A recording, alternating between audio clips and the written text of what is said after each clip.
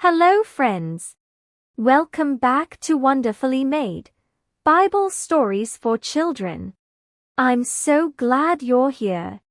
Last time, we said goodbye to Moses and met a new leader, Joshua.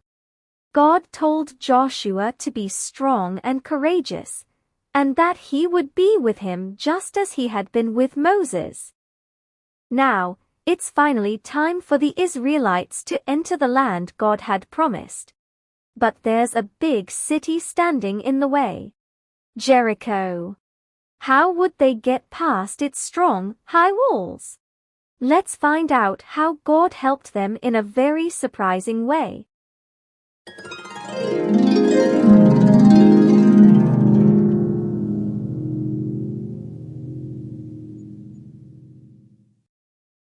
Joshua sent 2 spies to sneak into the city of Jericho and see what it was like.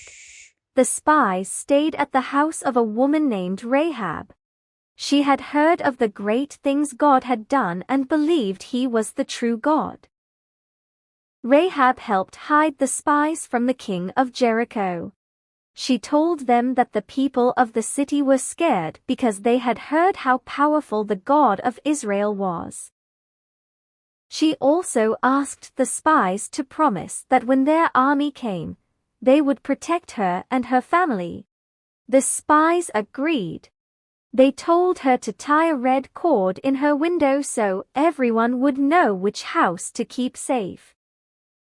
When the spies returned, Joshua and the Israelites prepared to cross the Jordan River. And just like when they left Egypt, God made a miracle happen. As soon as the priests stepped into the water carrying the Ark of the Covenant, the water stopped flowing, and the people crossed on dry ground. Soon, they were near Jericho, but the city was strong and surrounded by huge walls. God gave Joshua some very unusual instructions. He said, the army should march around the city once each day for 6 days. 7 priests should walk in front of the ark and blow trumpets made from ram's horns. On the 7th day, they should march around the city 7 times, and then the priests should give a long blast on the horns. When the people heard the sound, they should shout as loud as they could. It sounded strange, but Joshua obeyed. So the people marched 1 time around each day for 6 days. On the 7th day, they marched 7 times. Then the priests blew their trumpets, and the people shouted with all their might. Suddenly, the strong walls of Jericho began to shake, and then they crumbled and fell. God had knocked down the walls without anyone swinging a sword. The Israelites rushed in and took the city, just as God had promised. And just like the spies had said, Rahab and her family were kept safe. Rahab chose to trust in God, even when others didn't.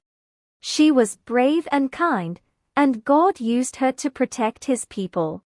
It's a reminder that no matter who we are or where we come from, we can choose to follow God and he sees our faith. God sometimes asks us to do things that don't make sense to us.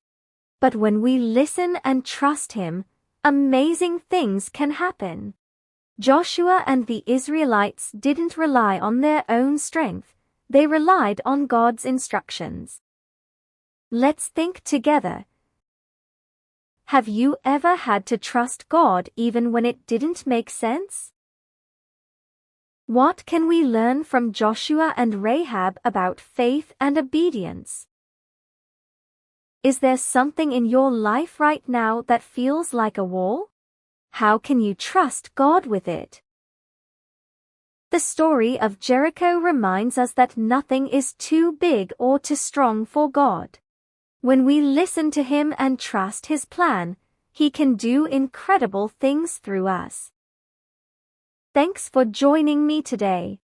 Next time, We'll hear what happens as the Israelites settle into the Promised Land. Will they keep following God?